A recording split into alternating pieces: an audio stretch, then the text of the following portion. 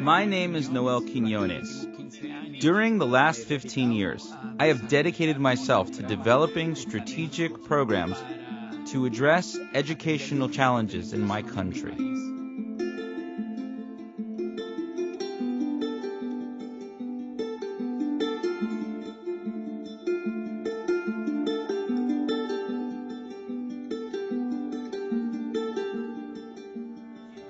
Talking with directors, teachers, superintendents, students, parents, and understanding their challenges.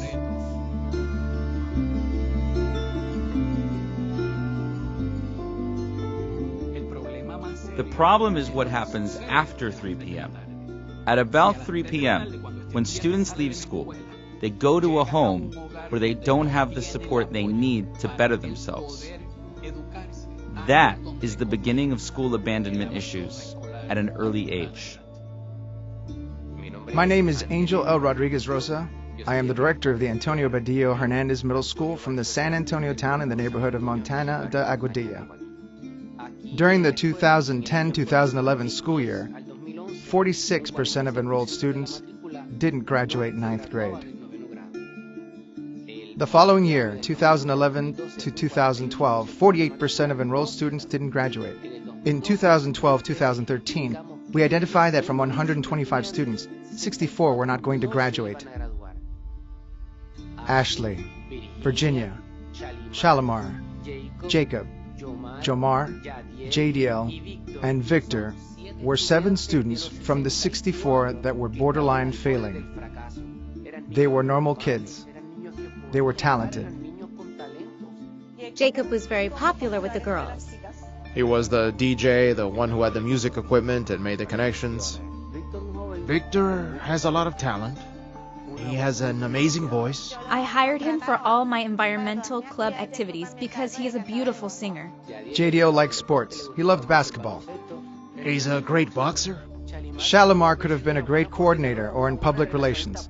When the kids wanted to do something, she was the one that asked me with lots of confidence.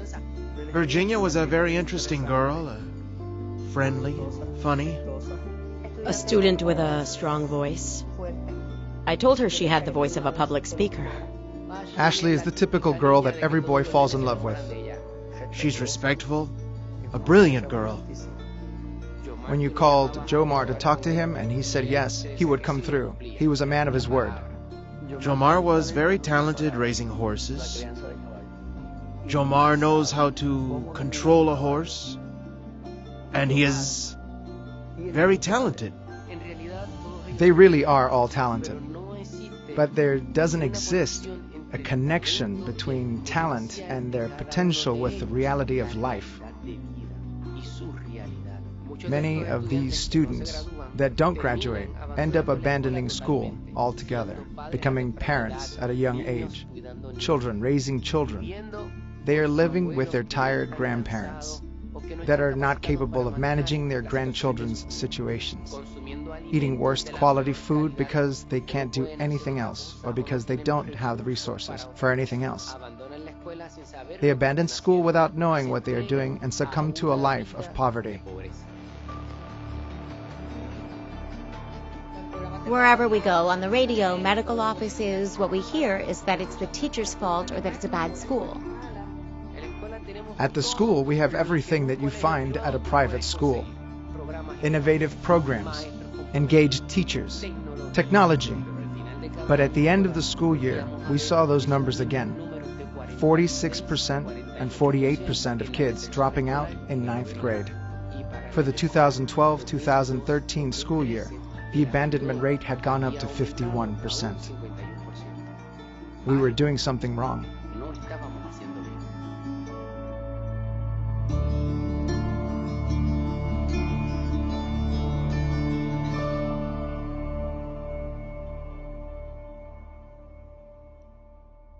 Our challenges start after 3 p.m.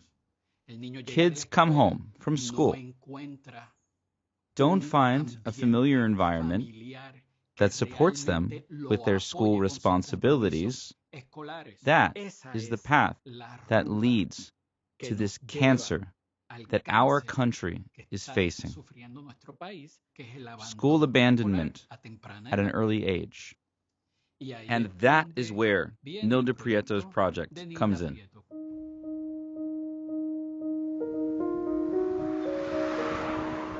My name is Nilda Prieto. I work in the Human Resources Department of Hewlett-Packard.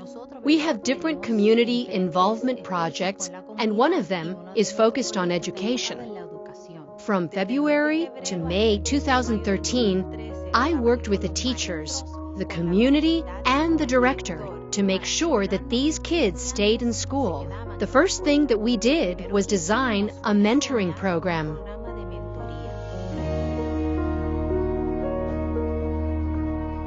A diverse group of citizens that decided to support and work in this program. They were the mentors. We made a call to the community and recruited volunteers that wanted to help these students.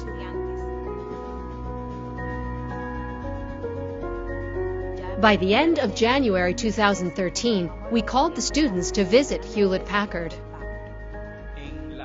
We decided in the first meeting that none of the 64 students were leaving without their mentor. Therefore, we worked on the inventory. All the students by name. We worked on the citizens list with all the names. And we matched them all. Ashley, Virginia, and Shalimar were students of Salinas Prosper, a mentor and an engineer at Hewlett-Packard. They couldn't see that beyond their world there were professionals and work, educated people.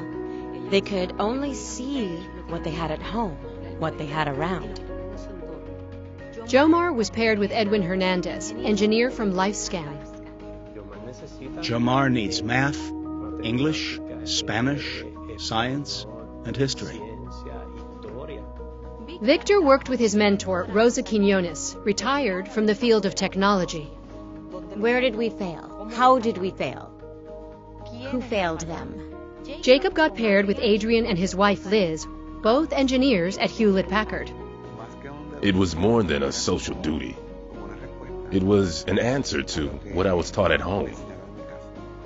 Being a mother, I really want him to learn that human beings, they need to help the community and also people that might be needing us. JDL worked with Zaimara Medina, engineer at Hewlett-Packard. If I make an impact and make them yearn for more, to be students that desire to become a professional member of society, then there's no need to wait. The objective was clear, that these students graduate in May and that this would become beneficial to them, their community, and Puerto Rico as a whole.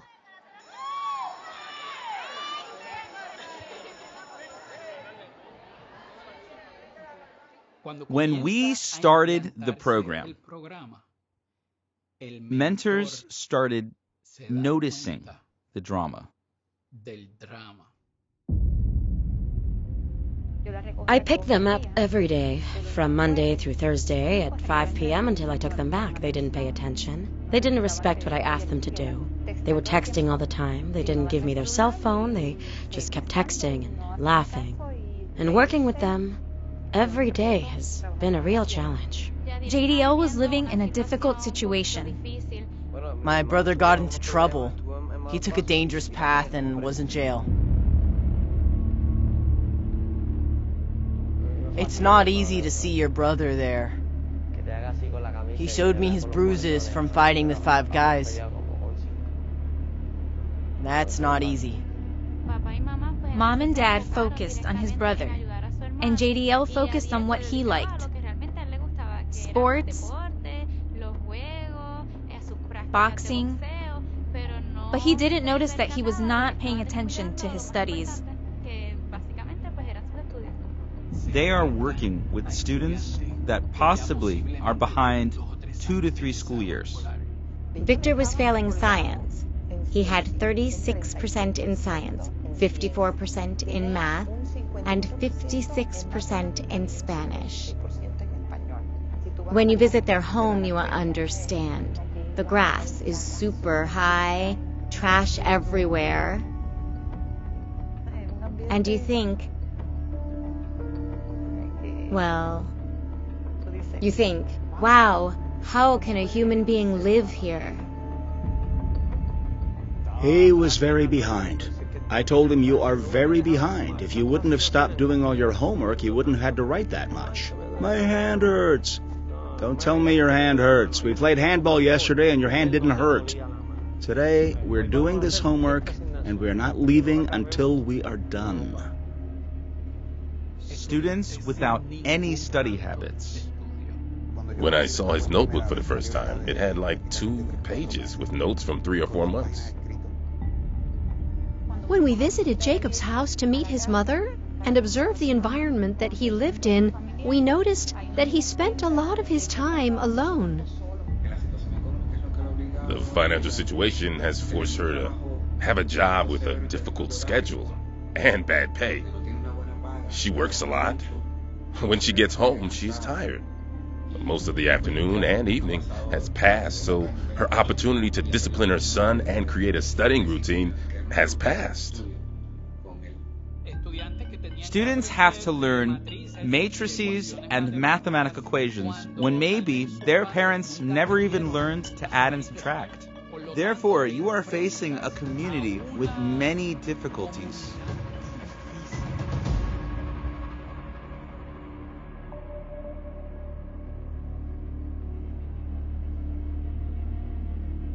Can we or can't we? Can we or can't we? Do we give up or we don't give up? This was it. Either I develop a working strategy based on all my years of experience, or I have no opportunity of prevailing. Here is when something interesting happens.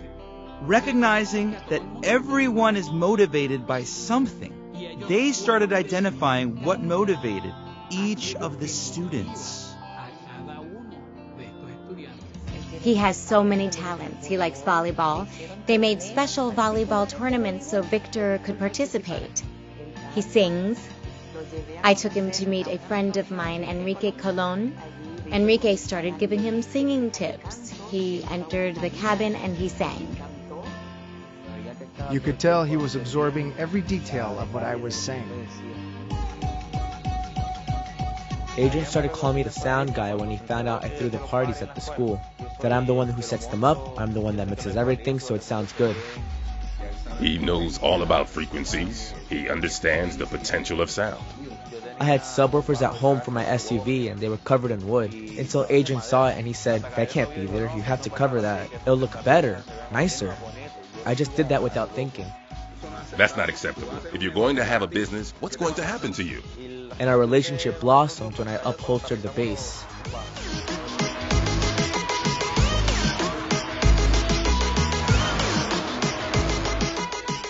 JDL always said his goal was to work and save money, to travel to New York with his aunts. He had a great desire to go there. I went there in 2012 for a fight to New York and I liked it, so I wanted to go again. The only thing that they told me from the beginning is that they were dumb. I don't know who told them that they were dumb, that they weren't going to learn, but that's what they told me. She told me to think about my future. You will grow up, you will have an education, a job, and your own children. And when they reach that age, what are you going to say? That you don't want to study? I obviously knew that more than anything, what they needed was love, and I was there for that.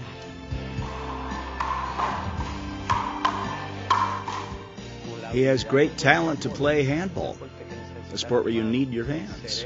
His brain, his computer works. He has the mental capacity.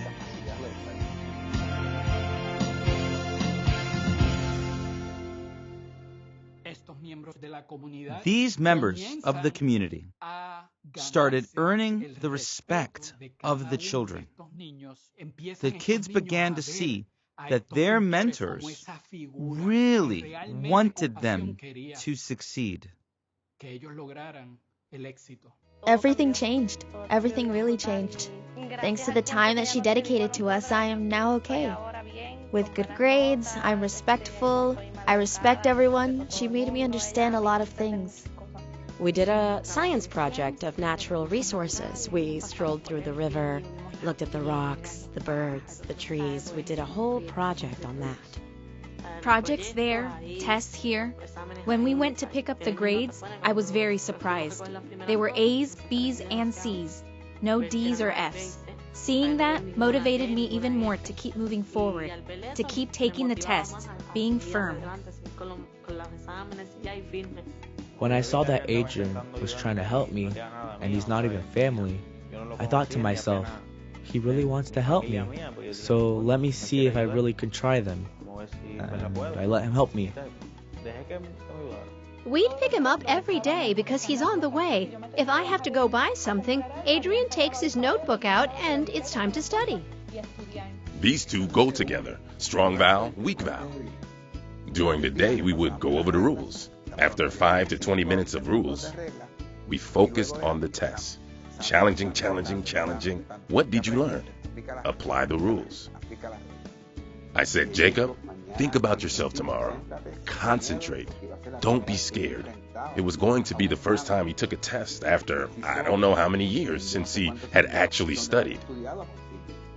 We finished one job and moved to the next. There was no time to explore. We did not rest. Everything happened in a short period of time, so we didn't let our guard down.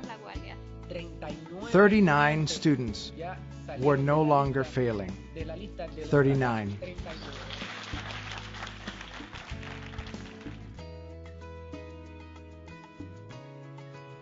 He didn't do his homework. Now he's doing his homework.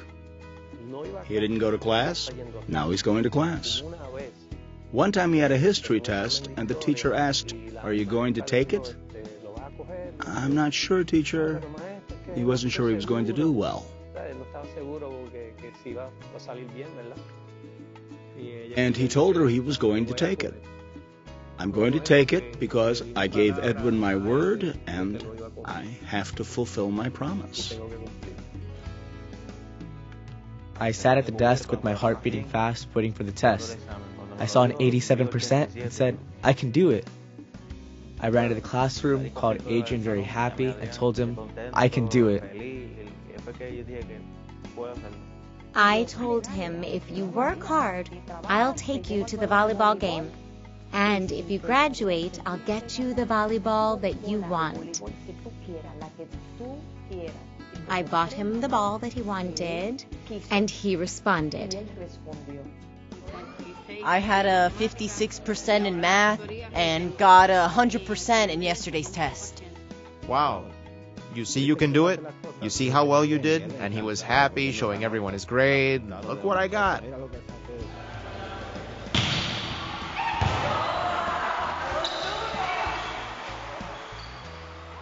Now he's visualizing himself in another environment, with another lifestyle. The most important value of a society is the human being, and if they have low self-esteem because of their social environment, that has a direct impact on what goes into society. Préstame tu mano para sentirme vivo. Préstame tu calma para vivir en paz. Préstame unas horas, acaso es mucho lo que pido. Cuando todo se desborda, ya no hay más que derramar.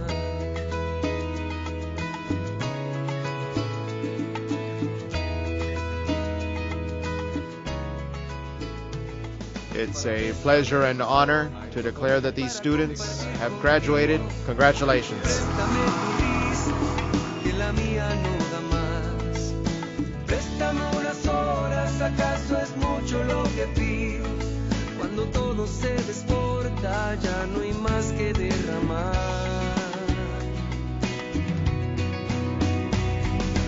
Busco quien me preste ese calor, que me cubra del sol, para no quemarme más. Mi corazón ya no aguanta más ruido, y es por eso que te pido algo que me puedas dar.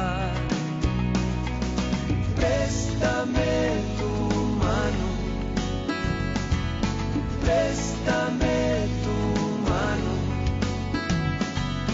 préstame tu mano, que será el mejor regalo que me puedas dar.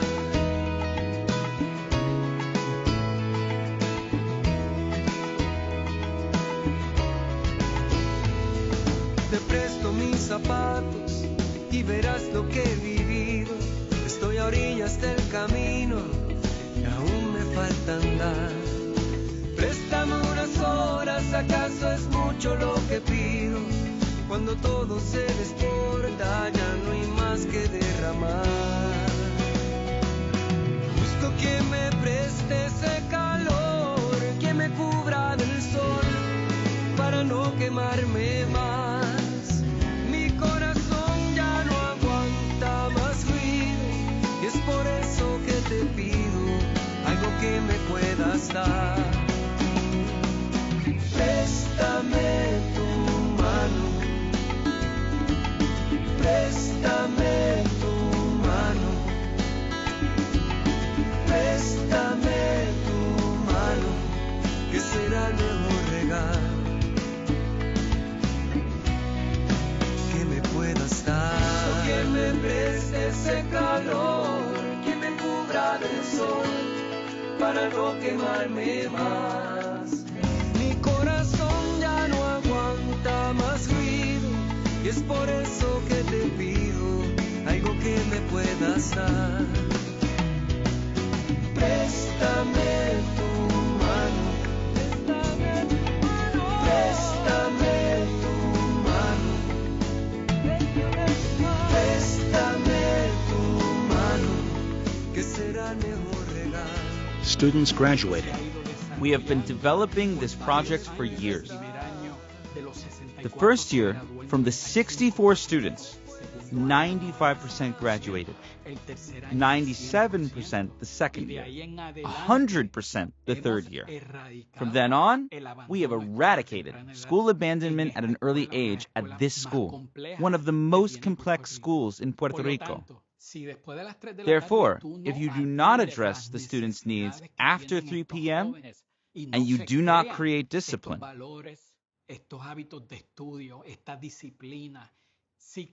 if we want to stop being dependent, if we want to reduce these poverty numbers that we have to address school abandonment at an early age, one by one. Préstame tu mano para sentirme vivo, préstame tu calma para vivir en paz. Préstame unas horas, acaso es mucho lo que pido. Cuando todo se desborda ya no hay más que derramar.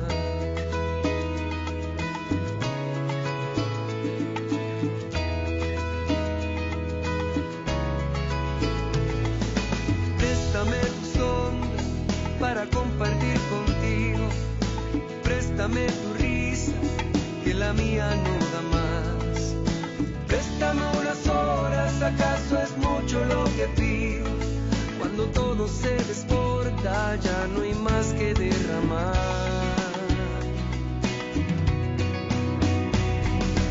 Justo quien me preste ese calor, que me cubra del sol para no quemarme más. Mi corazón ya no aguanta más ruido y es por eso que te pido algo que me puedas dar. Préstame tu mano, préstame